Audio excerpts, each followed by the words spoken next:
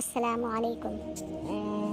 آج کے سبق کا عنوان ہے تعمیر کعبہ اور حجر اسود کا واقعہ۔ کعبے کی عمارت صرف قد آدم اونچی تھی اور دیواروں پر چھت نہ تھی، اور اس کی زمین نیچی ہونے کی وجہ سے برسات کے زمانے میں بارش کا پانی حرم میں جمع ہو جایا کرتا تھا اور عمارت کو برابر نقصان پہنچ رہا تھا، جس کی وجہ سے ہر سال مرمت کرانا پڑتی تھی۔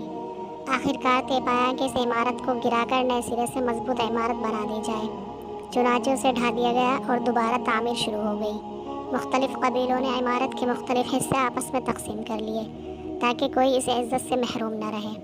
تعمیر خلوص کے ساتھ جاری تھی، لیکن جب حجر اسود کے لگانے کا موقع آیا تو جھگڑا پیدا ہو گیا۔ ہر شخص یہ چاہتا تھا کہ یہ خدمت اس کے ہاتھوں انجام پائے۔ یہ جھگڑا 4 دن تک برابر جاری رہا۔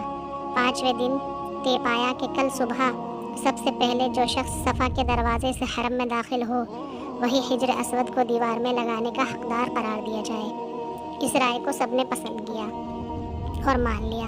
صبح ہوتے ہی سرداران قبیلہ حرم کی طرف دوڑ پڑے، مگر خدا کا کرنا یہ ہوا کہ سب سے پہلے حضرت محمد مصطفیٰ صلی اللہ علیہ وسلم حرم میں داخل ہوئے۔ انہیں دیکھ کر سب پکار اٹھے، امین آ گئے، ہمیں ان پر اعتماد ہے۔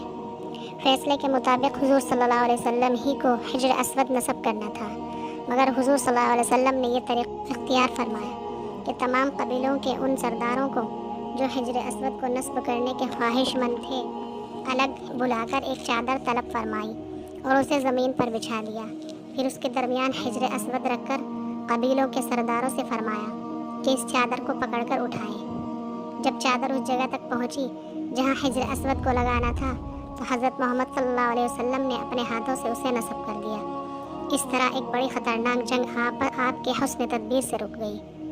آئیے کچھ سوالات کے جواب دیجیے۔ حرم میں بارش کا پانی کیسے جمع ہو جاتا تھا؟